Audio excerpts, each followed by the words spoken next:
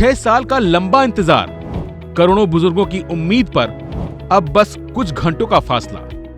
जी हां, क्या इस बार बजट 2026 में वित्त मंत्री निर्मला सीतारमण वो पुरानी खुशी लौटाएंगी जो कोरोना के साए में खो गई थी? क्या 60 साल के दादा और 58 साल की दादी को फिर से आधे दाम पर रेल का सफर नसीब होगा? सूत्रों की माने तो रेल मंत्रालय और वित्त मंत्रालय के बीच डील पक्की हो चुकी है।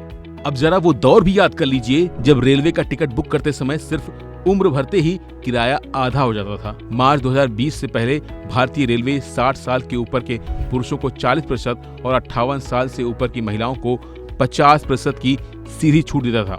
यह सुविधा सिर्फ स्लीपर ही नहीं बल्कि राजधानी और शताब्दी जैसी प्रीमियम ट्रेनों की एसी फर्स्ट क्लास तक लागू थी। लेकिन फिर आया कोरोना काल और एक झटके में ये सुविधा अस्थायी रूप से बंद कर दी गई। इस बार की उम्मीदें बेमानी नहीं है। रेलवे की कमाई अब प्री कोविड स्तर को पार कर चुकी है। सूत्रों के मुताबिक प्री बजट बैठकों में बुजुर्गों की इस मांग को प्राथमिकता दी गई। बढ़ती महंगाई और मेडिकल खर्चों के बीच बुजुर्गों के लिए रेल यात्रा को सस्ता करना सरकार के लिए एक बड़ा सोशल वेलफेयर कार्ड हो सकता है। चर्चा है कि सरकार इसे फिर से बहाल कर सकती है ताकि अमृत काल में वरिष्ठ नागरिकों को सम्मान मिल सके। अगर ये छूट बहाल होती तो समझिए आपकी जेब को कितनी राहत मिलेगी। मान लीजिए दिल्ली से मुंबई के फर्स्ट एसी का किराया 3000 रुपए है।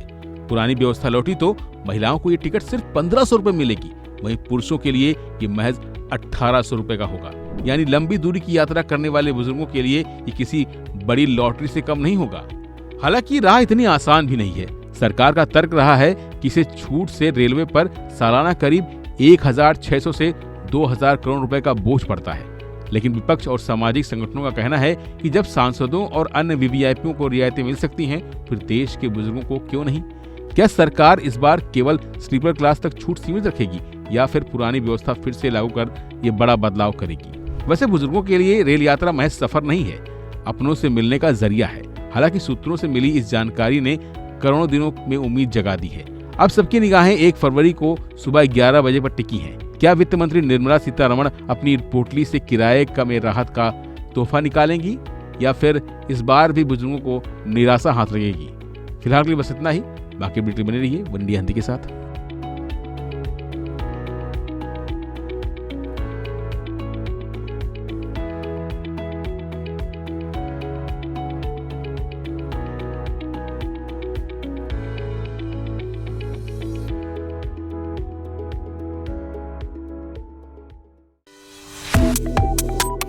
Subscribe to One India and never miss an update. Download the One India app now.